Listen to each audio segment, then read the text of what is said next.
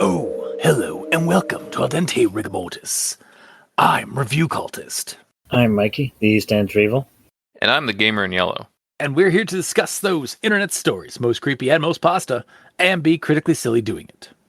And tonight we have the Aberration series, E to H.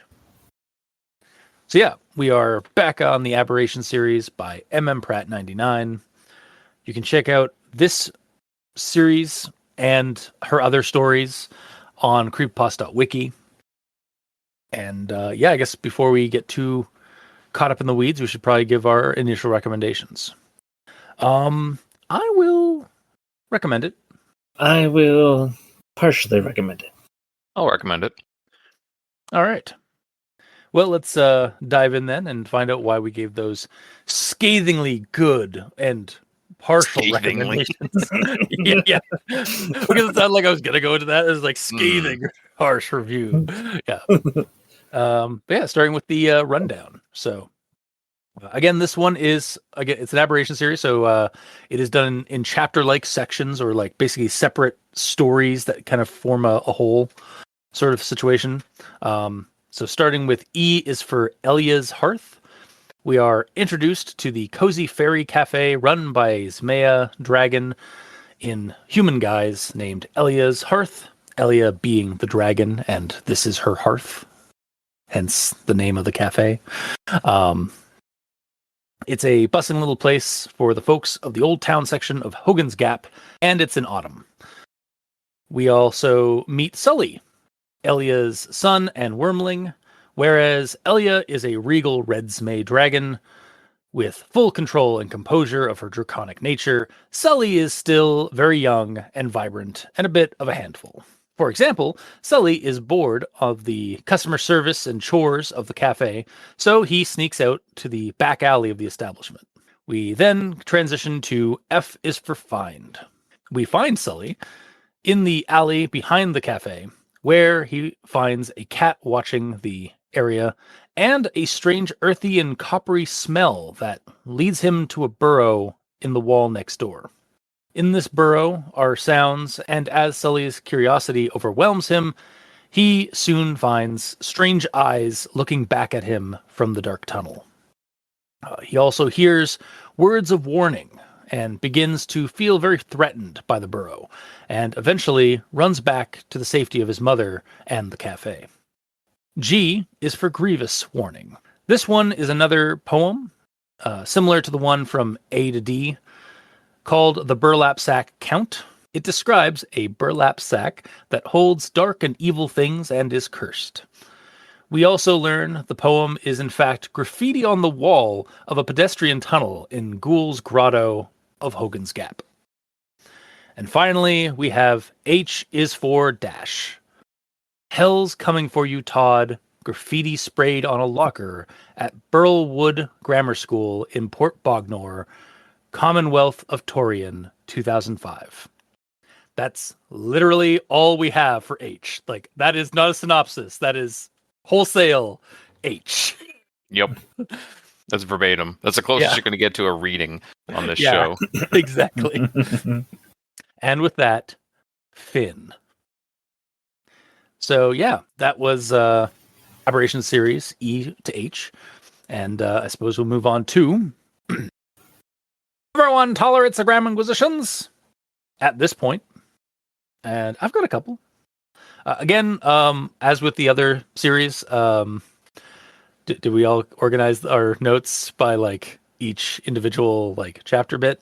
Hell yes, I did. Yes, my favorite. My favorite affirmation or confirmation. Yes.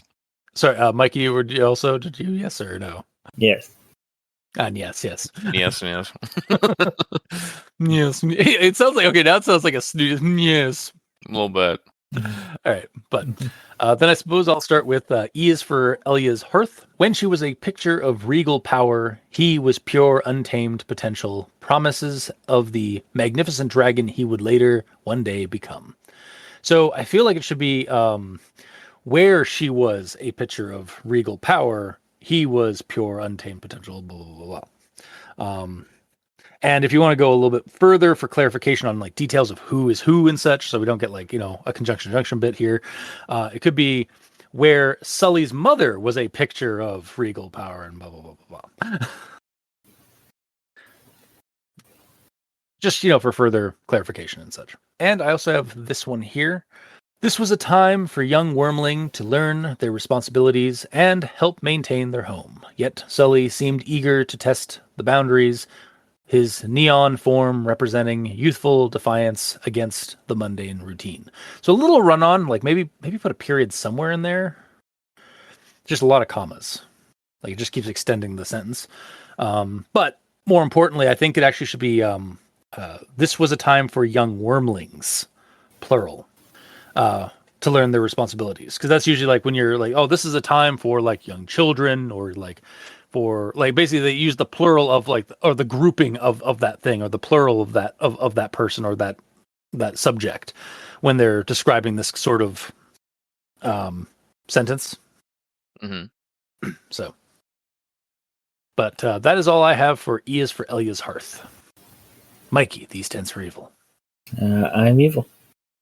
Gamer, the gamer in yellow. I have one, although it's technically not a grammar issue; it's a my brain issue. Oh, another one of those. Well, kind of. It's kind of is, kind of isn't. It's just a unfortunate situation. Regardless, this quote is while a group of Mer let university artists sketched furiously into their sketchbooks. That's how I read it, anyways. Since I thought it was introducing a new race of beings called Mer for a second there. Yeah, because and they were just letting university artists sketch things, which honestly I wouldn't be surprised in this sort of story. But basically it happened because let in Merlet University isn't capitalized like the rest of it. So in that specific kind of sentence where it could be misunderstood, that happens. So while it's not an error in the writing, it's my own mistake just for like a second until I realized, oh, it's actually just referencing the university. Yeah. It's weird that's not capitalized. I'm really curious what Merlet means. Like why this university is called Merlet. I might have to, I might have well either that or I might have to actually send a message to like M. Pratt and ask where that came from. But apparently a marbled merlet is a type of bird. Oh, okay. That makes so it's okay. So it's the university's named after a bird. That okay. Maybe, but merlet is one word, not spread. Oh, is it? Oh, okay. Yeah. But like we know for a fact, like from like previous stories in this series, that merlet has always been spaced. So that's weird. Yes. Yeah. Mm-hmm. Could be also like an older word, maybe, like because there's a lot of like old like fairy words or like I guess like Gaelic words and Irish words and Scottish words that are broken up that way similarly. So it might be something like that. Yep. Again, it was just like a mistake on my part for half a second. Yeah, I just thought I'd bring it up. Yep. But that's all I got. All right. Well, then on to F is for find. The alley fell silent, save for the distant hum the hearth. So I feel like it should be save for the distant hum of the hearth. Oh, yeah. The way you said it, it almost sounded like there was a comma there, but there isn't. Oh, did I? Okay. So like the alley fell silent, save for the distant hum of the hearth. Yeah. It should be of the hearth or put a comma just to put emphasis. Like hum and hearth. Yeah, honestly, yeah, that would be another alteration. Just like switch it to a comma. Yeah. Mikey? All right. The one I have here. Sully then felt renewed surge of excitement. I missed that one. Me too. Yeah, so it should be Sully then felt a renewed surge of excitement. Yeah. And that's what I have. All right. Gamer. I'm in yellow. Awesome. Yeah. All right, on to G is for grievous warning. I've got a couple in this one. 1, 2, the thread are loose. So I feel like it should be the threads are loose. Or the thread is loose if it's referring to one. Yep, that would also work. That being said, it is also a rhyme, so like, does it get a pass? So with this case, I think this is actually like constructive criticism, like some because like when I was reading it, this broke the flow of the poem of the rhyme for me. Like 1, 2, the thread are loose. What? Like I hated it. It's the first line too. Yeah, I know. Great start. Fortunately, that didn't like taint the rest of my like feelings about this poem, but Yes. it was just one of those things like, oh, that needs to be fixed. Like that's a simple error. Feel like that's a simple like just like a simple spelling mistake. Yeah. And then the next one I have 3, 4. No, I just go down the whole line like each one. No, mine's not too far off from 1 and 2. 5, 6. Tremor starts within its folds, a beating heart. So again, from a rhyming perspective, I feel like it should say 5, 6. The tremors start within its folds, a beating heart. Just so we keep again like start heart kind of thing versus starts and heart. Yeah, it's got better like syllable place or displacement, I guess. Yeah. Yeah. Yeah, you got it. That is though those were the ones that really bugged me in the poem. So I think those are the ones that like were the problem in the poem for me at least. So Mikey, D stands for evil. I'm evil. Gamer. I got 1. Yep. It's not just fabric, stiff and brown. It seeks your soul and drags it down. So heed this warning, stark and true. The burlap sack is waiting for you. Graffiti on the wall of pedestrian tunnel. In Ghoul's Grotto, Hogan's Gap. Commonwealth of Toria, Grub Street, restricted sector. That part was not meant to be part of the rhyme. But I read it as if it was when I first started reading it. You know what? Okay. Also same, like started reading it, then I realized it was not. Mikey, did you have a similar situation, or did you actually realize that wasn't part of the poem? I noticed it wasn't part of the home. Oh, good for you! Oh, it must be fucking nice. Yeah, I read like half of it, and then I'm like, shit. Yeah. Yeah, I really feel like maybe even like a dash line or like a horizontal like separation line. Sorry, what do you have? What do you have as an example? Honestly, I think it should be in brackets or italics because I love italics. Okay, so can I be real for a second about this? The first line of the poem is in italics, and that's it. Is it? Yeah. Why? I don't know. I honestly think the whole poem up to the graffiti on the wall part should be italics, because usually when you would use italics in that kind of like notation to signify like a poem kind of thing. Yeah. So yeah, I feel like like she stopped, like the Emma Pratt stopped at the first line and then gave up on italics for the rest of it. Yeah, right. The whole thing should have been. Yeah. Well, dang. Either way, we figured it out. Yep. There just needs to be some clear distinction between the two. Yeah, absolutely.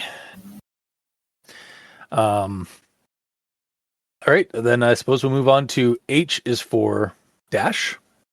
I have nothing. H is for I have nothing. Sorry, H is for have nothing. There we go. Well, no, it has to be something that doesn't actually start with H, because H is for something that doesn't start with H in this case. Oh, no, are you sure? It's H is for dash. Oh, I mean, no. Okay, so I think it's being a little cute. This one's being a little cute. It's like H is for dash, because dash can be used as like an ellipses sort of thing as well sometimes in sentences. Yeah. So it's like H is for ... Hell's coming for you. So H is for hell's coming for you, Todd. I got that, but like it could also just be H is for hell and then hell's coming for you, Todd. Yeah, true. I don't know. Yep. But yeah, otherwise I have nothing for Grammar Inquisition aside from I guess that that complaint. But Mikey, these tents are evil. Well, apparently H is for conjunction. That doesn't even what? It doesn't even what? And next stop, Conjunction Junction. Doot, doot. It had witnessed countless generations, from the whispers of the revived fairy court and parliamentary intrigue to boisterous shouts of inebriated college students. But the burrow, it felt like a secret just waiting to be uncovered. Its bright eyes glinted in the dappled light, and it tilted its head as if to say, "Go on then." It didn't seem like a threat, but it was watching him too closely, as if it knew something he didn't. It was the first sign of alarm Sully had seen from it, and it made his stomach twist. And then the eyes vanished. It was something else entirely, but even as he reached the door, he couldn't shake the feeling that the burrow and whatever lurked within wasn't done with him yet. And leaves no trace, no soul it finds. It's not just fabric, stiff and brown. It seeks your soul and drags it down. So heed this warning, stark and true. Finn. I'm coming for you. I'm sorry. Sorry, I just felt like I was like as you were going, it's like there really needs to be like a stinger at the end there. Mm-hmm. Wow, yeah, I like. What do you even say to that one? For like I mean that was.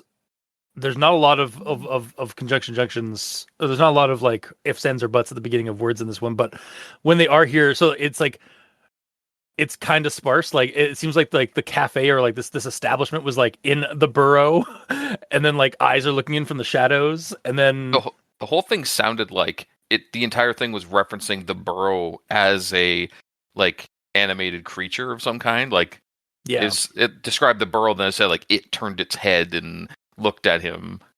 So like the whole thing was just it's an animated burrow. yeah, and it wasn't a threat, but it was watching him kind of thing. Mhm. And then he got into like the sentences from the poem, And then it's just like whatever. it's just like what the hell's going on? What is my world in this conjunction junction? This burrow isn't just fabric. Like it is made of fabric. It's just not just fabric. Yep. But yeah, as you kind of said earlier, Mikey grabs all the sentences throughout a story that start with words that they probably shouldn't, like its, ands, or buts, strings them together into a sentence with sometimes hilarious results. Basically to highlight that there's generally better words to use except when it's a poem or dialogue. Yep. And again, should state for this one, like while like some of the stories that we covered do have a lot of these kind of things, this one was pretty sparse. Like hence why it didn't really make much sense, even when like it wasn't even like a succinct like synopsis or anything like that. It was just like, what's going on? What? Yes. So, yeah. All right, Gamer, do you have anything for H? Is for no. Dash. Okay. H is for no, apparently. Mm-hmm. All right, then I suppose we'll move on to actual thoughts. So I'm actually going to start with the photo that is between the title E is for Elia's Hearth and the rest of the story, which is a photograph of a dark alley, kind of like old-timey looking, like there's an old like kind of gas lamp and such on either side of the buildings, but otherwise it's like a back alley.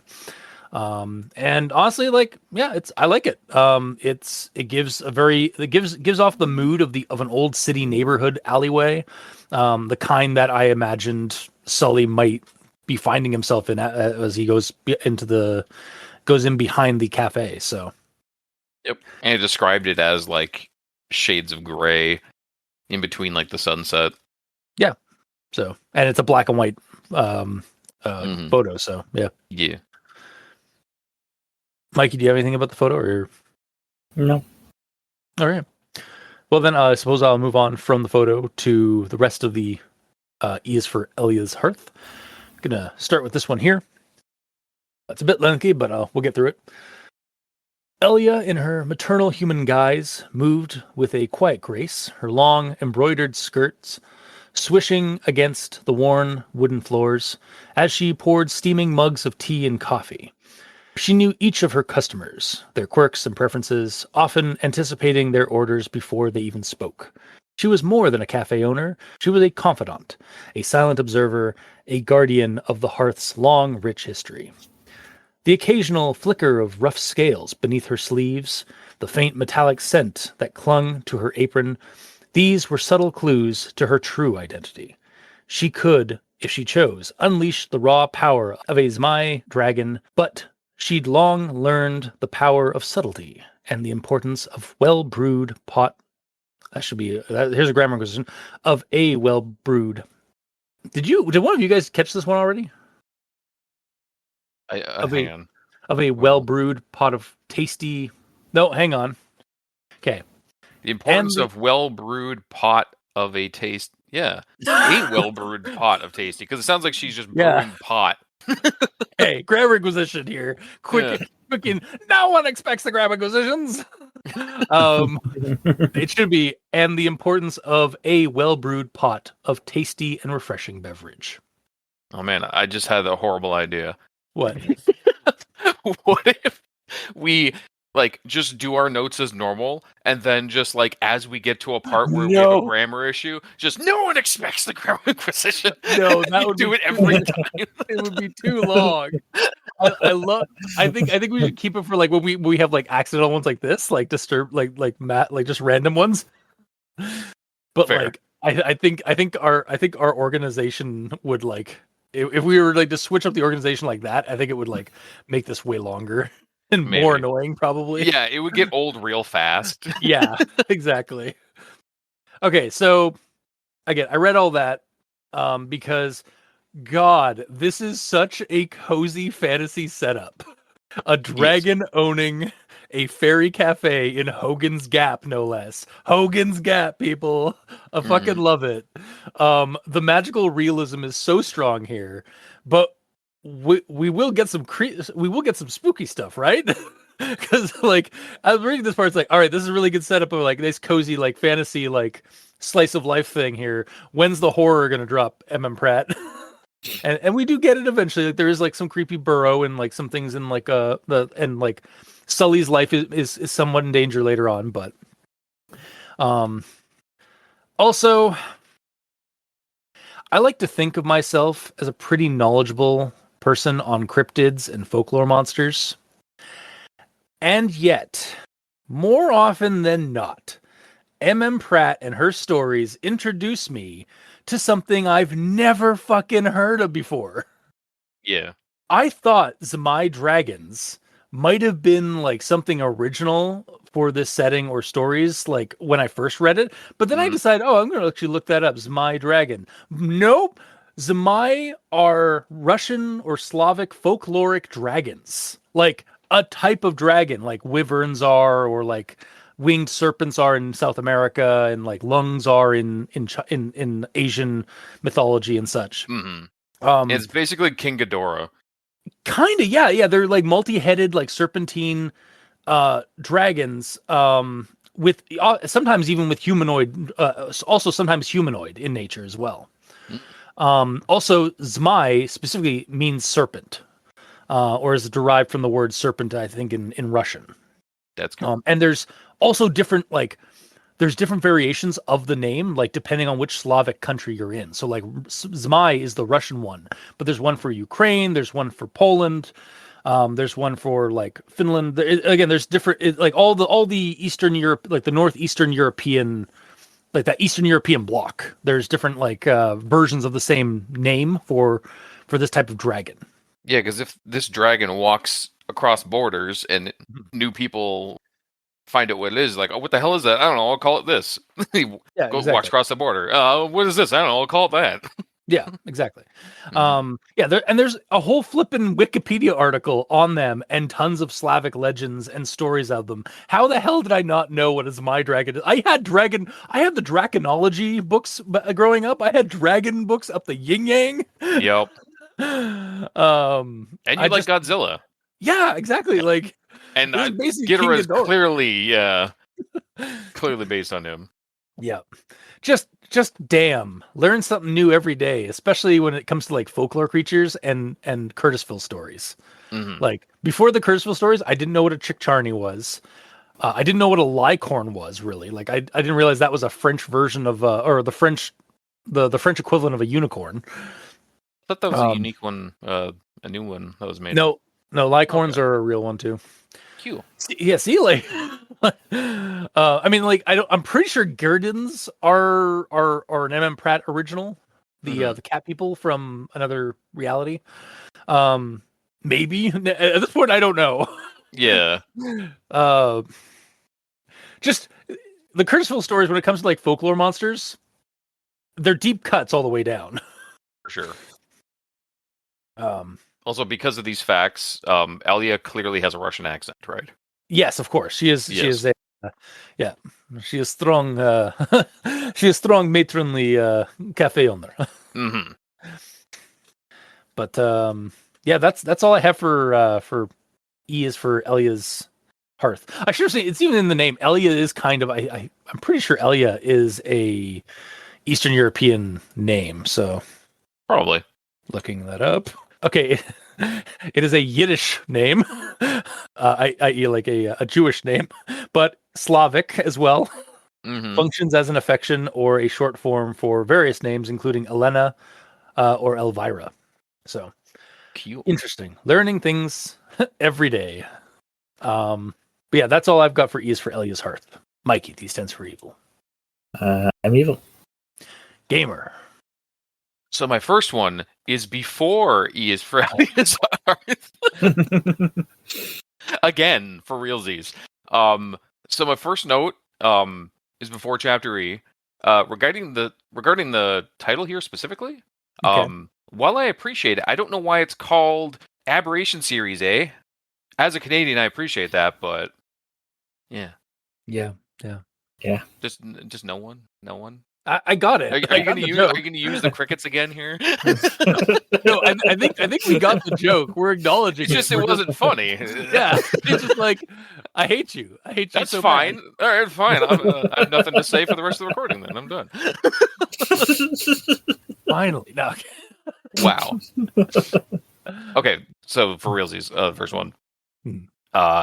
Smoke curled lazily from a chimney shaped like a snarling dragon head, a whimsical touch that belied the ancient power humming within.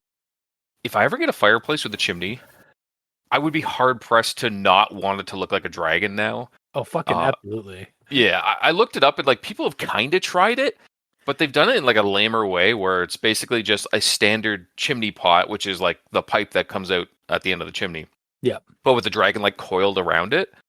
Which works, yeah. But like the way I viewed this in this story is like the cylindrical shape of the chimney pot is the neck, and like the top of it is a full dragon head pointed towards the sky with its mouth open. Yeah, that's how I thought it was. Yeah, I can picture that so well. Like I can picture like going to like a modern like blacksmith. It's like, hey, yo, can I commission you to like make me a dragon shaped head, like a dragon head installment for my pipe, like my metal pipe chimney going up my house. Like, can that be a thing? Can you do that thing? And like, I feel like that should be way more common than it actually is. You think? Because like I'm also like just now googling online, and like all I'm seeing is I'm not seeing chimney pipe. Maybe hang on, maybe that's the wrong. No, like it's still like nothing's really coming up for like the end of the chimney being dragon shaped, having any kind of like dragon shape to it. Yep, they're all just dragons just hanging out on the chimney. Which is maybe still neat, but it's not as neat. There's got to be a way to do this and also like meet safety standards, because I think that might be the reason why it doesn't. Okay, like there's a chimney cowl one that's like, even the chimney cowl one looks more like a knight's helm than a dragon when it's saying dragon chimney cowl. Mm-hmm. That is so weird. Like, no, this is not what I want. Yeah.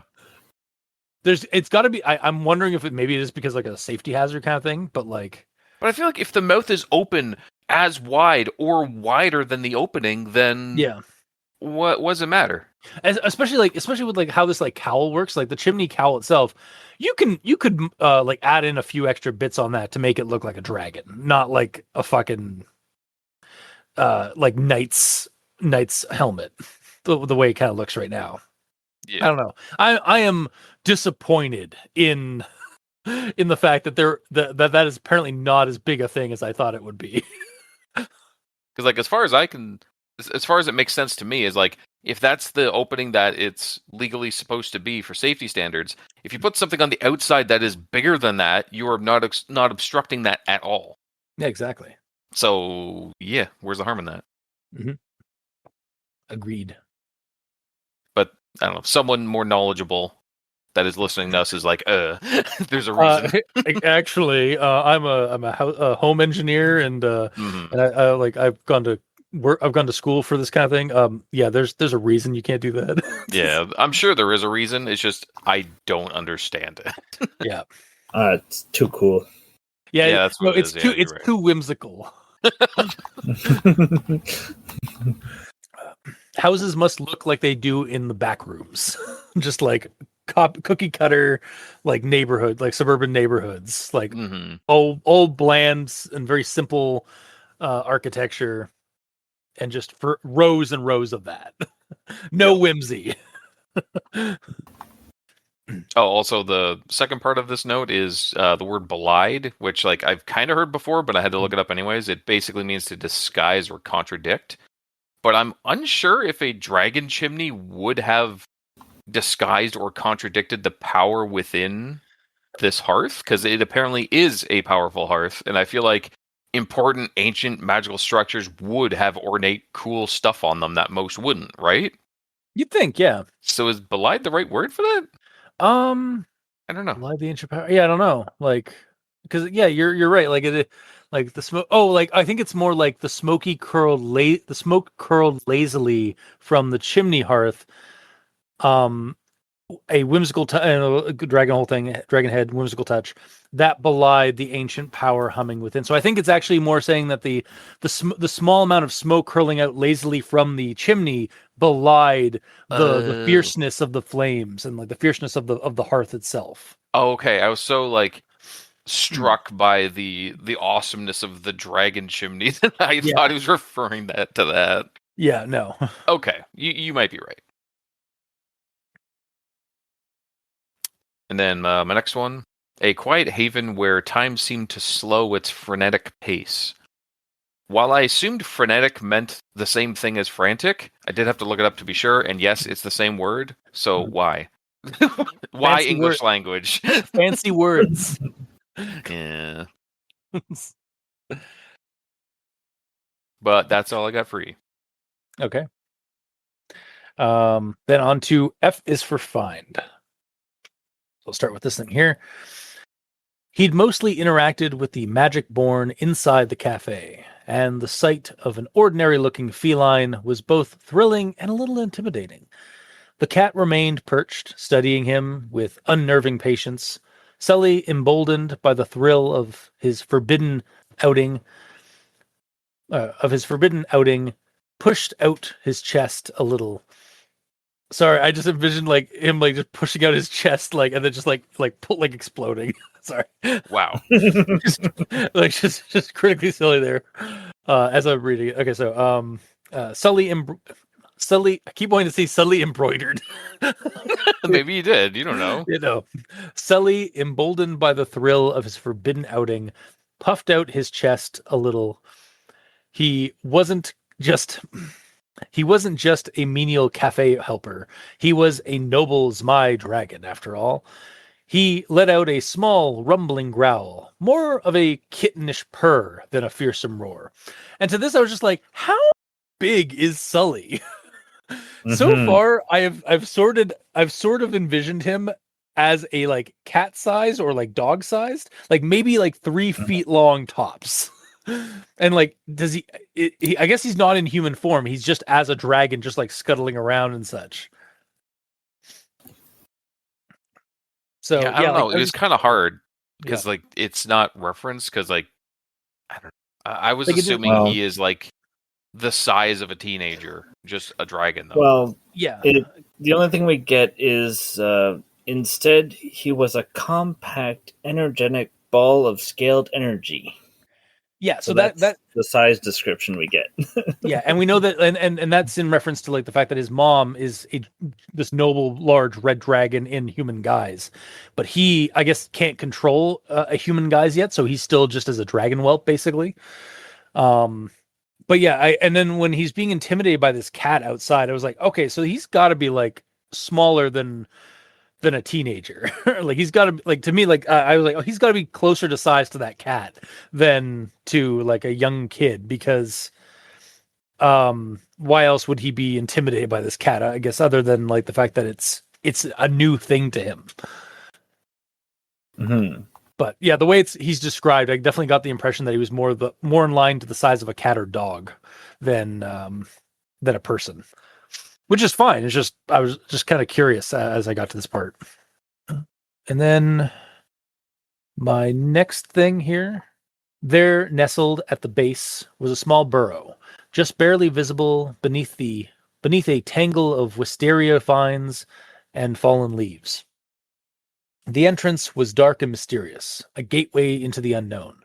Sully then felt a renewed surge of excitement. What sort of creatures dwelled within? Perhaps angel worms with leaf green wings. Perhaps an earthen room with creepy clown toys and a chest chained in the center. Something maybe trying to get out of it. And to that, I was just like, it would be cool if, like, because it said burrow, and so I immediately, like, in my head, because we just like read that story like a week or two ago, had that idea of like, oh, this would be cool if like this actually, like, this burrow was actually connected to whatever was going on in the headland. Mm. Just This is a direct continuation of that, at least based on the clicky buttons at the bottom. Well, yeah, and yeah, spoilers, because we do know later on there's a link to the hobby on the headland in H section. Oh, I was referring to the next and previous buttons at the very bottom. Oh, also that, yes. But yeah, like there is also a hyperlink in the story that links to that, but yeah.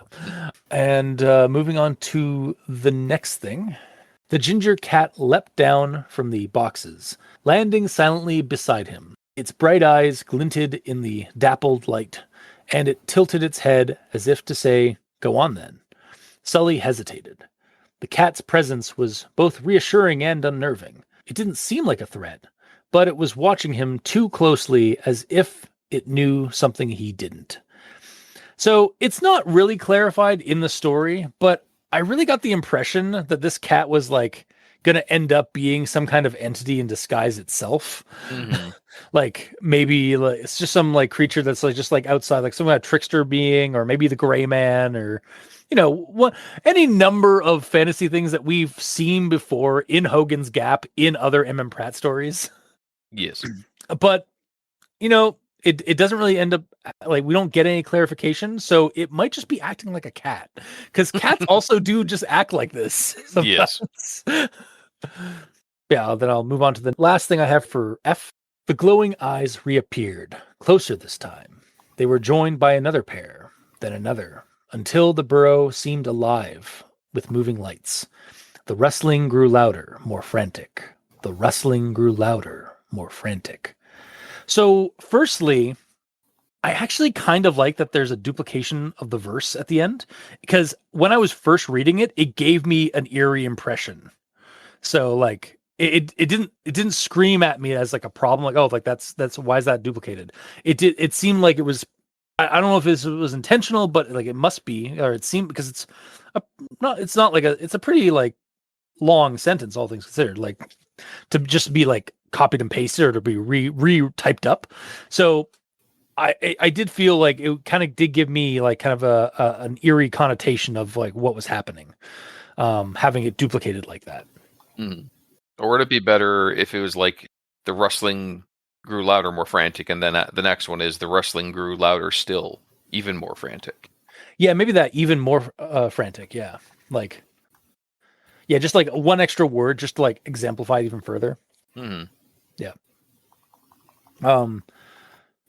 But secondly, this is giving me all kind like this whole like the burrow and the eyes inside and like the little warnings that they're giving Sully and such.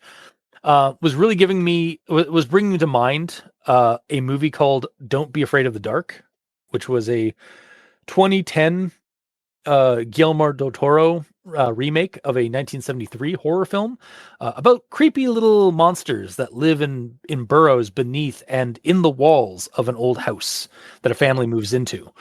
And like the newer one specifically has the same kind of like dark fairy tale vibes that this is giving off. Like they're treated more like really creepy, like brownies or like kind of like really grotesque looking fairy creatures that like Brownies are live. delicious, though.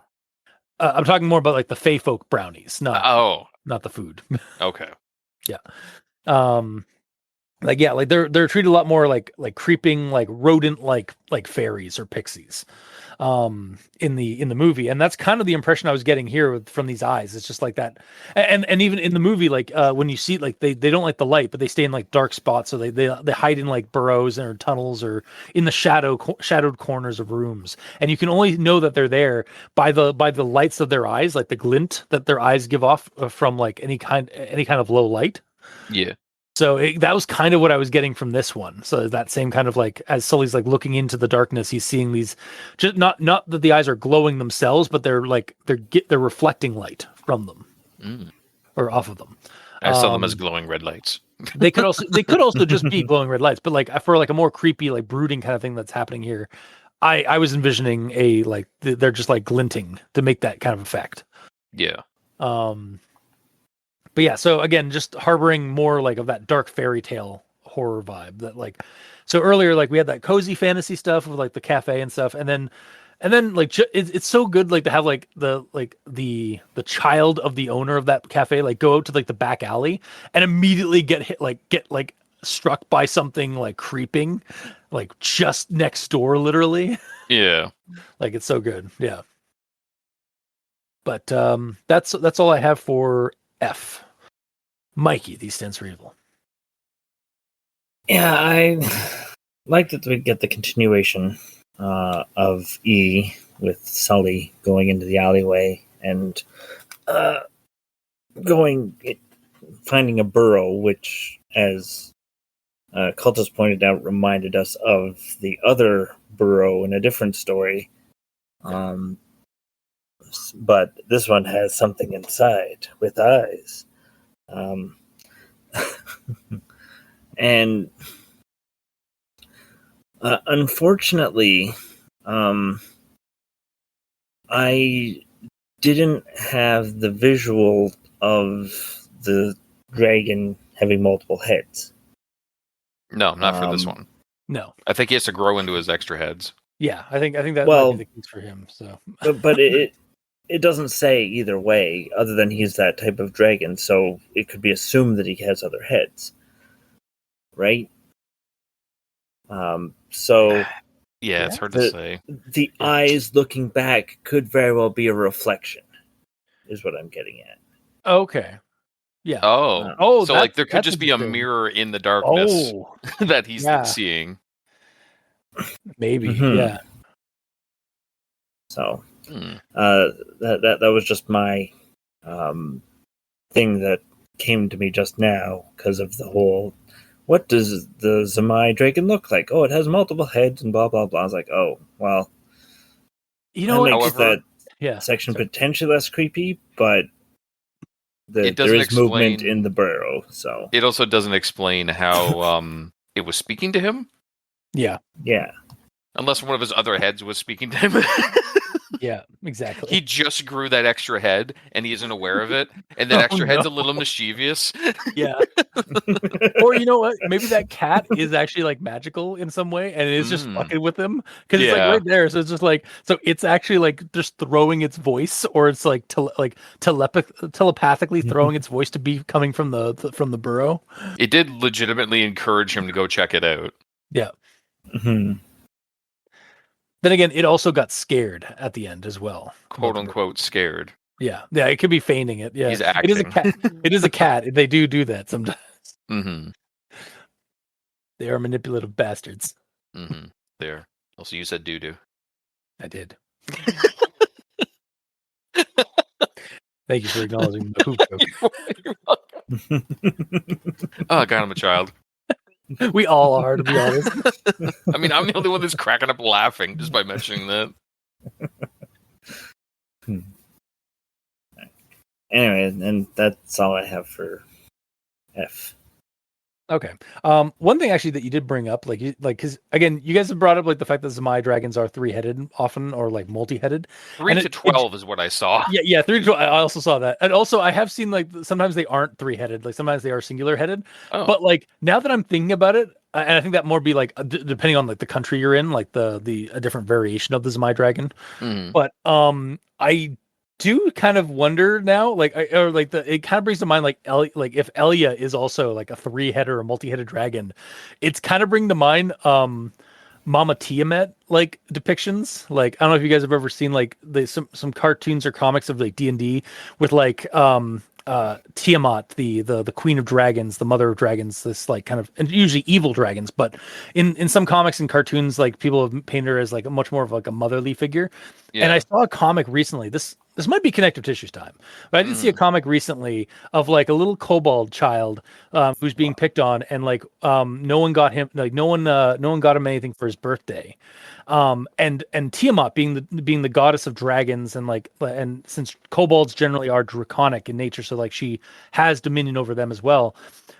Heard this through his like thoughts, or like through his prayers and sadness.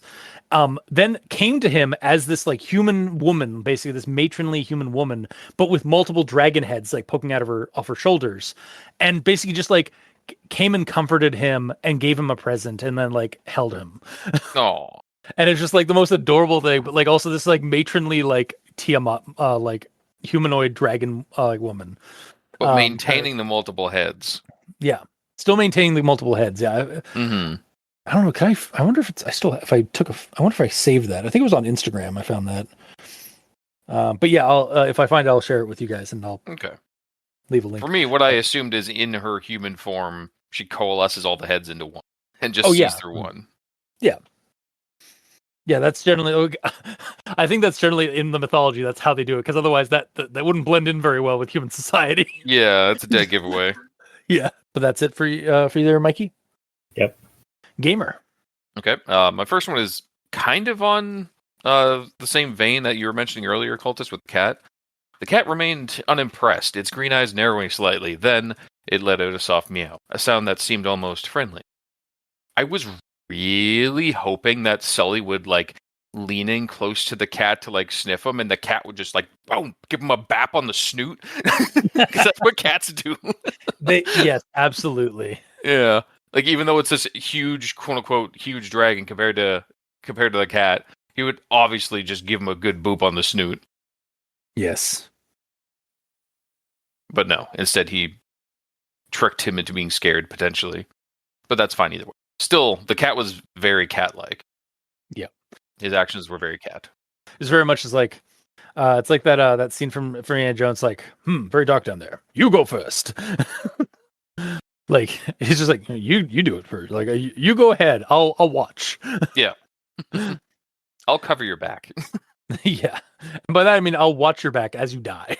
Yes, indeed.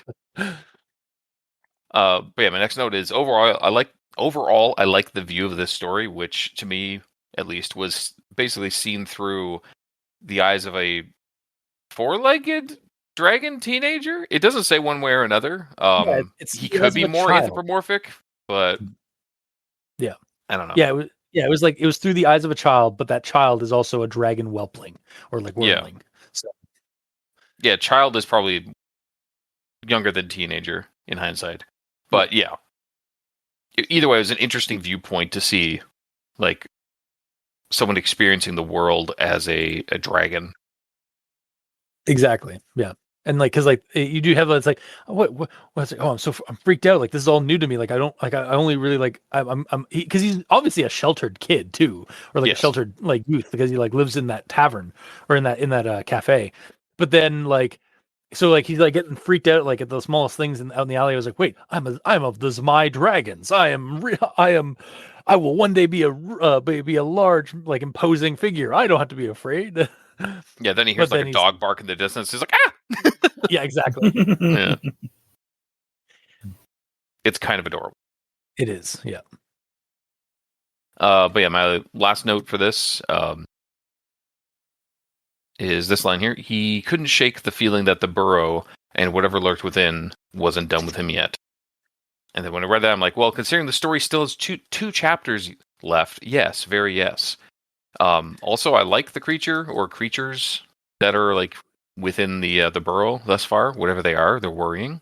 Mhm. Also, after reading the story, it really doesn't resolve or escalate after this at all, even though it sounded like it was going to. I think it's basically you could interpret it that this is setting up for like a future story, like we're going to meet Sully again, and he's going to have another run in with this thing. I guess, but like I hope so. When you hear that line, whatever lurked within wasn't done with him yet, and I know that I'm only 2 chapters in out of this 4-chapter entry, I kind of assumed something else was going to happen. That's fair. Yeah. But yeah, that's all I got left for notes on that. All right. Then on to G is for Grievous Warning. I'm just going to read this little bit here from the poem. Beware the burlap, dark and grim, for what it holds will swallow him. It's not just fabric, stiff and brown. It seeks your soul and drags it down. So heed this warning, stark and true. The burlap sack is waiting for you. And then, as we have affirmed, at the end of this, we get graffiti on the wall of a pedestrian tunnel in Ghoul's Grotto, Hogan's Gap, Commonwealth of Toria, and then in brackets, Grub Street, Restricted Sector. So, again, love me more creepy poems and rhymes. Also, we seem to be getting a connection to the burlap sack from A to D's prologue story a little bit. Like, this seems to be the same kind of... it seems to be saying the same. It seems to be describing the same kind of thing, or like a similar burlap sack full of evil. I do actually wonder if this was so. This is actually what made me wonder if this was actually the poem being spoken in Ben's dream in A to D, like how he was describing, like it was the 1-2 buckle my shoe poem, but like in reverse in his dream. And I kind of feel like it fits enough that like maybe like this should like it should have been like described like, oh, like I heard this poem, it was like 1-2 buckle my shoe but in reverse, or something along the lines, if you're going to have that kind of setup of like have this kind of connection, because then we get that actual poem of a 1, 2, 3, 4 what have you in like the next story sort of situation. Also, can you guys imagine seeing this full poem graffitied on a wall? Like that's impressive and would definitely be eye-catching to me. Like if I'm just like walking in like down like a pedestrian tunnel, like there's a couple where we like near where we lived, like if I was just walking down like through that one of those like those underpass tunnels or whatever, and there's just like written in full like just this 1, 2, Freddy's coming for you, like that kind of like poem, but like this burlap sack poem is like, what the fuck? How do you think it's orientated? Do you think it's like literally just a straight line of text, or do you think it's like each block is sectioned out, like there's a block and then beside it is the next block and then the next block? I'm not gonna lie, I kind of want to visualize it as like going from like one wall around the tunnel all the way to the other side. What do you mean? Like if it do you mean like vertically up to the top and then down to the bottom on the other side? Oh yeah, that's cool. Yeah, that's how I kind of would interpret it. Either that or like the more like what's likely, it's probably like haphazardly on like an angle on one side of the tunnel, just going across. Like they realized they started writing it like vertically, but then they realized they were going to run out of space, so they started going horizontally. Like that's like that would be the more like haphazard. If it was more like they knew what they were doing, it was premeditated, not just like struck with this poem, like I need to write this on I need to spray paint this on a wall.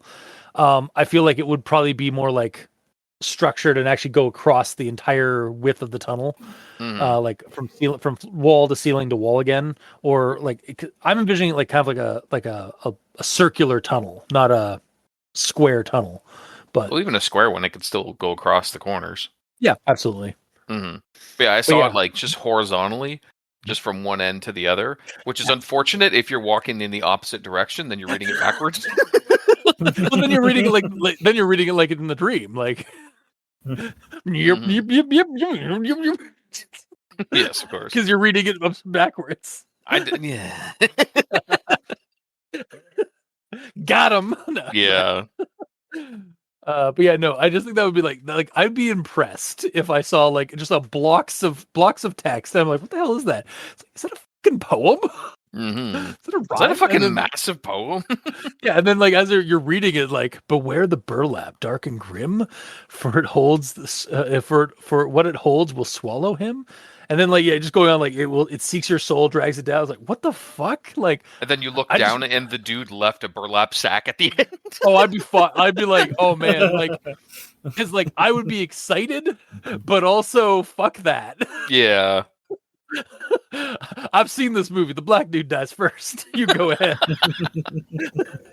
Jesus. But anyway, as for G is for grievous warning. Yeah, that's basically all I have for it. Again, like I love a good poem. Like especially when it's creepy, and there seems to be some kind of a tie between this and it seems to tie the previous story, the previous Aberration series story, to this one in some way. So maybe that's what was like actually in the burrow. Like maybe there was just a burlap sack in the burrow and like it was opened. And so that's what Sully was encountering. Yeah, that's just a theory. A creepypasta theory. Thanks for listening. Mikey, what do you have for G? Yeah, I also like that the this one sort of tells us that the burlap sack is in the burrow, which is we assume is the burlap sack that was under the oak tree.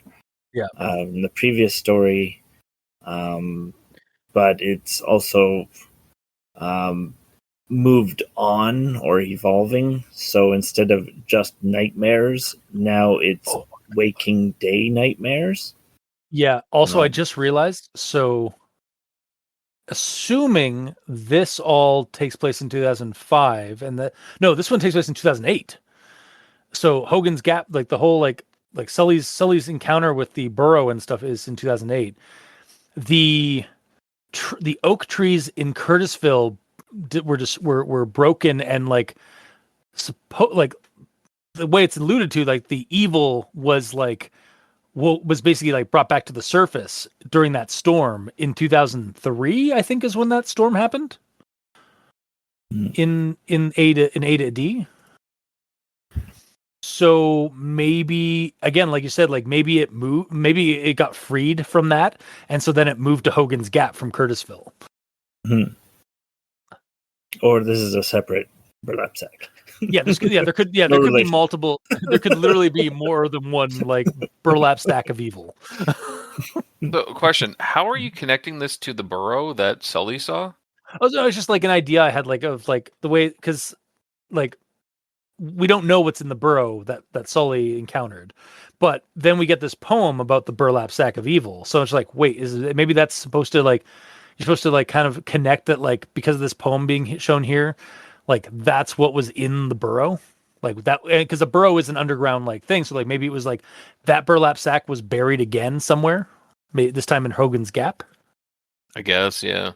Yeah. Again, I'm not like saying like this is definitely what it is. I'm just like proposing this idea. Yeah. Sorry, Mikey, continue. Oh, that's the end of my actual thoughts for G. All right. Gamer. G is for gamer. It is. I only got one though. So regarding like the counting nature of this rhyme, what do you think it means? Because I'm assuming it's a day count from like being in proximity to the aberration. Like this is how bad things get. Yeah. Yeah, I can see that. Because like 5, 6, the tremors start, and then 7, 8, a shadowed stain. So like basically, it's giving you like kind of, it's either telling you like how the symptoms start, like how things get worse and worse and worse, like the different stages, perhaps maybe. Yep. 1920, the knot it binds and leaves no trace, no soul it finds. So like at that point, like you're fucked. Yeah. Yeah, that's all I got for notes on that. Okay. Then on to H is for dash. Again, I'm not going to repeat the same. Okay, it's very small. It's so small, but I could just repeat it. But basically, yeah, hell's coming for you, Todd. Graffiti sprayed on a locker in Bullward Grammar School. Yeah, fucking Todd. He was kind of a dick. Yeah, this does kind of beg questions to me. Like, what did Todd do aside from being, a bully to his friends? And having a superiority complex as a highborn elf, and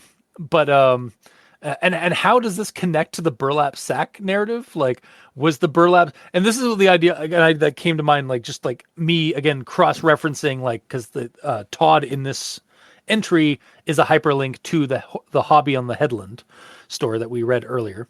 Like, was the burlap sack maybe originally in the chest beneath the Hobby and the Headland? Like, is that what was being kept in the chest?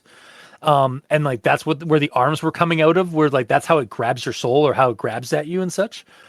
Were those in fact Todd's dad's lockpicks set that Alex found in the Hobby on the Headland? Like, is Todd tied to this to the burlap sack in that way? Like, again, I keep getting questions. I'm not getting answers. I'm just getting theory crafting at this point. Or it could literally just be like Todd tripped a guy when he was carrying his lunch at school, so he graffitied his locker. Yeah, but then why is it in this? Why is it in the story? Like, is it just like, yeah, like, and like, don't get me wrong, like, and like for context, check out the story hyperlinked under Todd's name in the section. And while you're at it, if you have time and you haven't yet, check out our episode on the Hobby and the Headland for some more context clues and stuff about our theories and what have you, or talk about that story. But yeah, like I just like wondering, like, why does like I feel like these little sections, these mini stories connect to a greater whole in the story. So it's like, how does H is for hell's coming for you, Todd, graffiti sprayed on the locker in Burlwood Grammar School, like relate to Sully and his discovery of the burrow, and like does the burrow connect to the burlap sack? Does the burlap sack connect to Todd? And I'm just going down a diagenic rabbit hole of like what's connected. Exactly. Humans by our nature, like we love to see patterns in things. So like that's what I'm trying to correlate, the pattern. trying to reconstruct the narrative between the lines. But yeah, so because otherwise, like, why is this H section have something that wouldn't have to do with the previous thing? Like there must be a connection. Is what's in my mind. Like the back of my mind is like there must be something here. Yeah, because basically this chapter is saying, Todd, you're next. Yeah, basically, but this happened in 2005, and Sully encountered whatever's in the burrow in 2008. So yeah, I don't know. Unless like the next story is going to be involve Todd more thorough. Like it's actually going to be like a Todd story. I don't know. Yeah. I'm going to hit next and Control F Todd. You should totally. Yeah, are you doing that for real? Oh my god. Are you serious? There are 109 Todds in that story. Are they all separate Todds though? Or are they like one? Or is it like Todd in a word? I highly doubt there's that many Todd related words. Oh my god. There are 52 entries of Todd with a space after it. How about that? Okay, so Todd, yeah, so that's it's why a Todd-centric one next. So yes, semi-confirmation that H in the E to H Aberration series, that story is just a cliffhanger. Yeah, for the next story. It's Bill Goldberg yelling at the TV monitor, pointing at it, saying "You're next," referring to Todd. Yeah, basically. Yeah. Our two WWF aficionados from our listeners are like, yeah. Everyone else is like, what? Actually, who's WCW? Fuck. I've ashamed myself. Perform Sudoku. I will. 3. But yeah, so yeah, that's just I like that. I kind of like that, like because like I'm like, why is this connected? Like, how is this connected? Blah, blah. It's like, no, this is actually just like a little tease. Like this is like the after credit teaser for the next movie or for the next narrative. It actually is, yeah. I kind of like that, yeah. But yeah, that's all I've got for H. So, Mikey. Well, this is actually the part that I didn't like. Of course, I like a thing, so naturally you're not going to like it. Of course. No, I say that jokingly, but like honestly, that it like we do have differing opinions, so like it makes sense. Like, so my problem is that Todd is not a central part of Sully's story. So this really doesn't need to be here, and the fact that we looked ahead and Todd is in the next story, why isn't H moved to the next story? So like honestly, Todd came out of Left Town for me. At the end here, and that's why I'm docking at marks. Damn. Also, Also, Left additional spoilers for the next one? No, I don't want spoilers. I don't want any more spoilers. It's just another name. Okay, what's another name in there? Sully. Oh. Okay. Well, sorry. I'm trying to save it, to fix Mikey's hate of this. I understand. Yeah, So yeah, it's just that doesn't save this. Because I mean, this is the introduction of Sully, and the previous one had Todd. So the next one to have Todd and Sully, it makes sense. But for this one to have Todd doesn't make sense. I see what you're going. Like if the prologue one had, like A to D had something to do with like Todd, like mentioned. Well, no, because that one was setting like the A to D prologue was setting up basically like the burlap sack, which seems to be the root of something going on in this, and then E to H is setting up like Sully's involvement, like how Sully came across this thing, perhaps. E to F. So basically, we haven't even gotten Todd yet in this story. It's the previous story from before that has Todd. It's not and you really should have Aberration yet. You really should have read that story, or like here's a hyperlink to that other story that you should read right now. Yeah, because it's necessary information. Yeah, and that's why it's a hyperlink in this story. So, actually, I don't have a problem with it, but I can see why you'd have a problem with it. Yeah. Like I can understand like how you would make the case of like this should actually be E to G rather than E to H, because this one is tying the previous thing to Sully's story, and then the next one's going to involve Sully and Todd. So why not have Todd in that one? Though, for me, I could take it or leave it. Like, you could have Todd in here because it helps. Like it's kind of priming you for the next story, which will have Todd and Sully, but. It would be cool if it was an entry, like an actual fleshed out entry with Todd doing a thing. Exactly, yeah. Like it, and rather than just have hell is coming for you, Todd, like graffiti rules, right? Like Todd looked at the graffiti on his locker, mumbling something. It's like, that's Sully. No. Wow. Like he knew exactly who it was. Sully. Actually, really cool if the hell's coming for you graffiti was actually Alex, because like he encountered the thing down in the burrow in the Hobby and the Headland, and saw that thing come out of the chest, and saw that like the lock picks that it was using were like Todd's dad's lock picks. So like again, furthering like in basically Jakuz, Todd, I knew you were trying to do something. Yes. You did.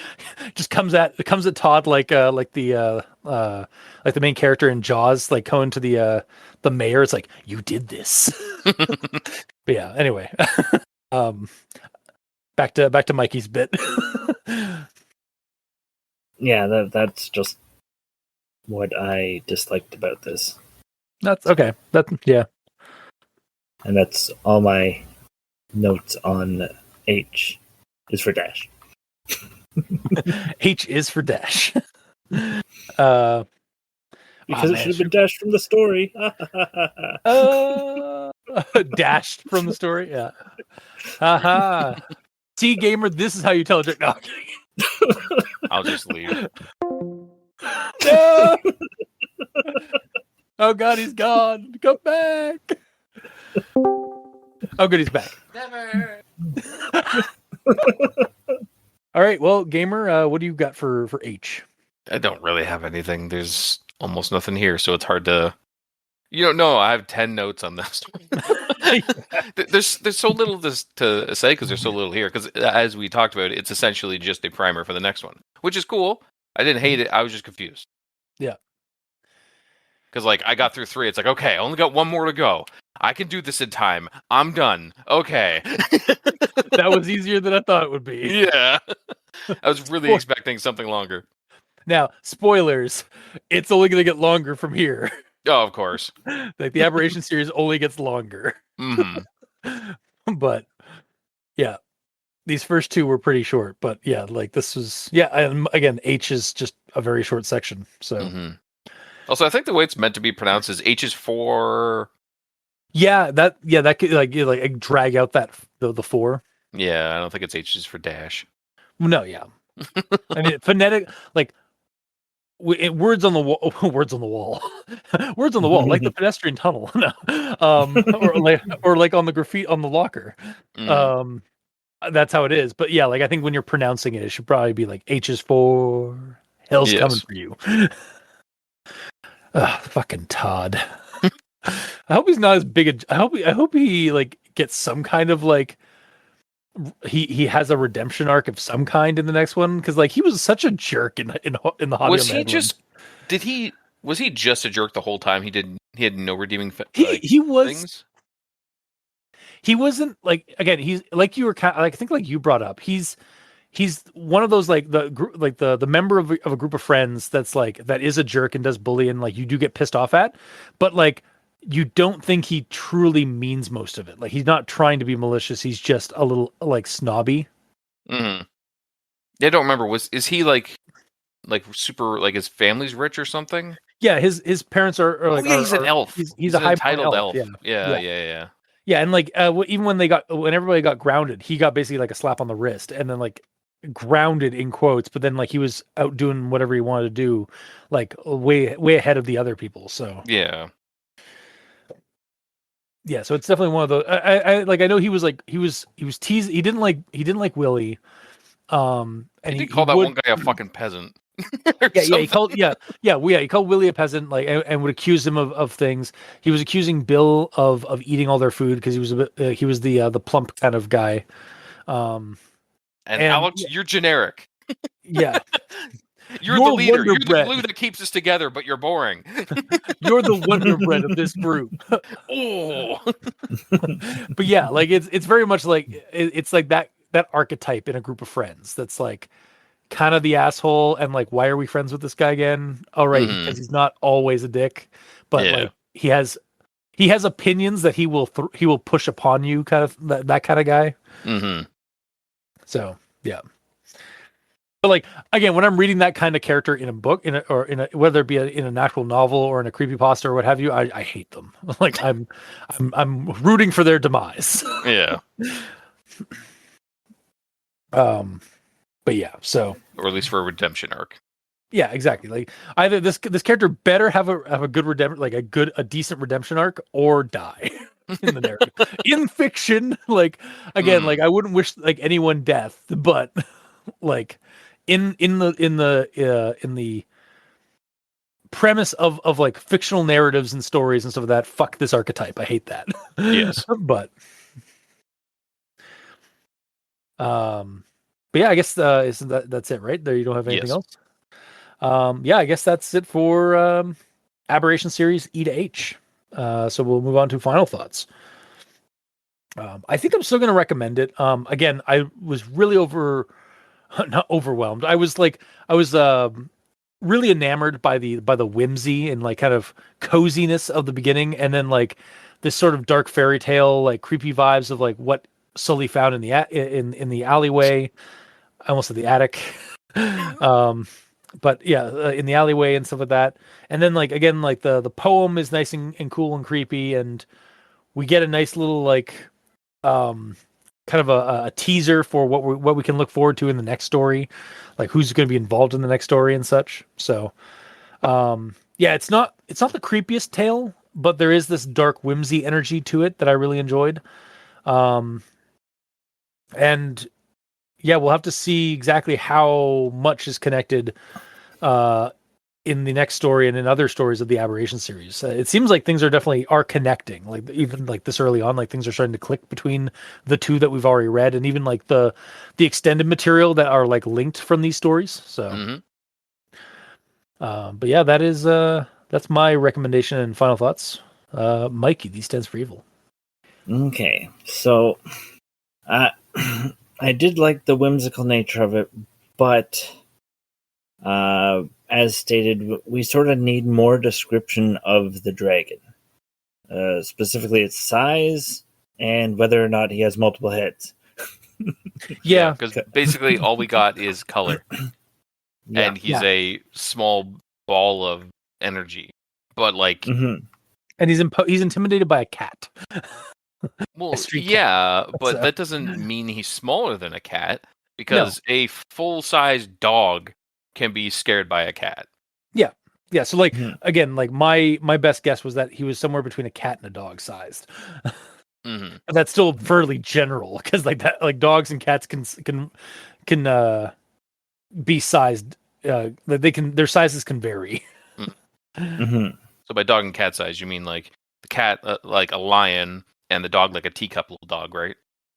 Okay, I wasn't going that route, but yeah, if you want to go extreme, extreme opposites. Yeah, I believe I even said like I was picturing like probably somewhere around like 3 to 4 feet at most. Yeah, for him. So yeah. But it would be cool if we had like something to help us visualize his height. Like maybe when he's sneaking out, he like walk under.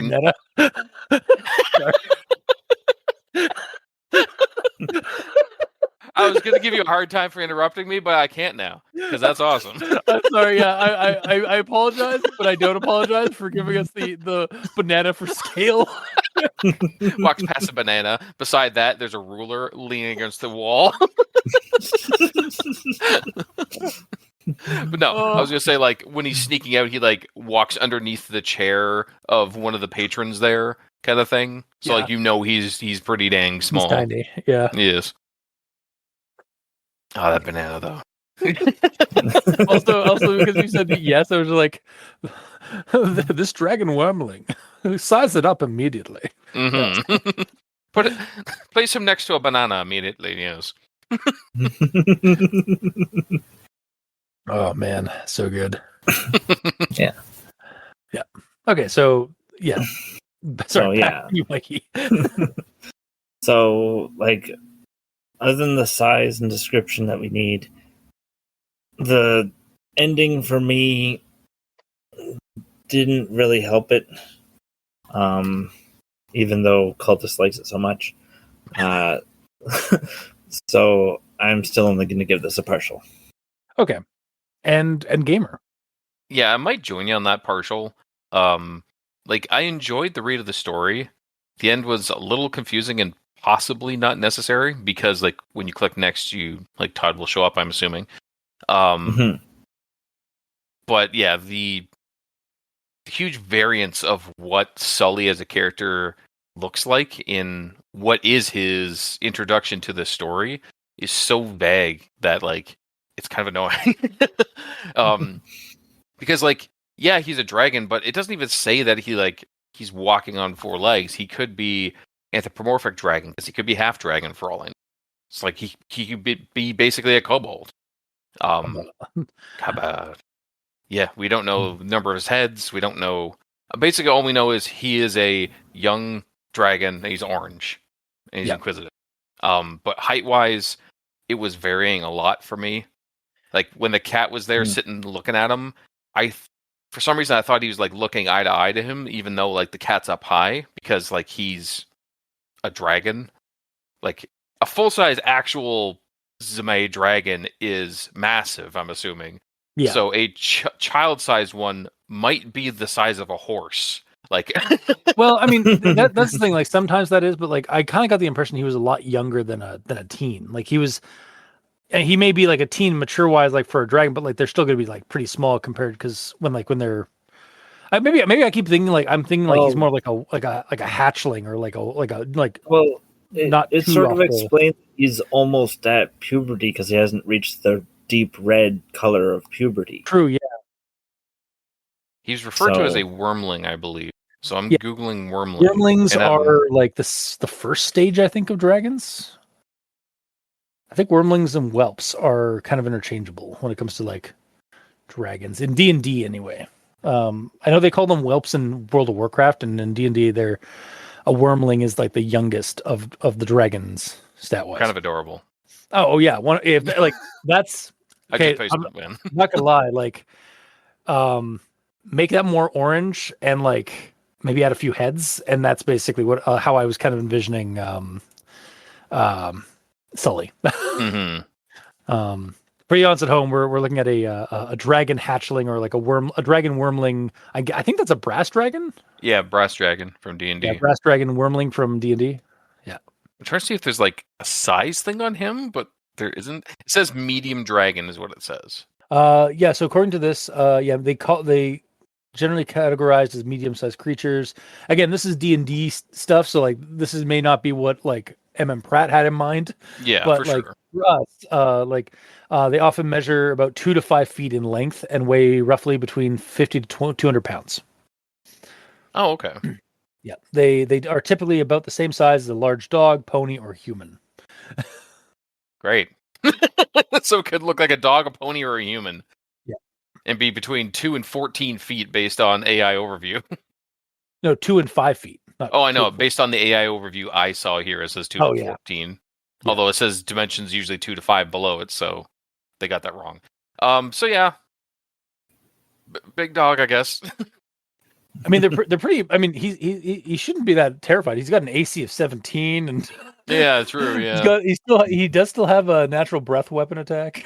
Mm-hmm, Oh, he is a red dragon wormling because like because it's described, his mother's described as a red scaled dragon. So, so they breathe fire.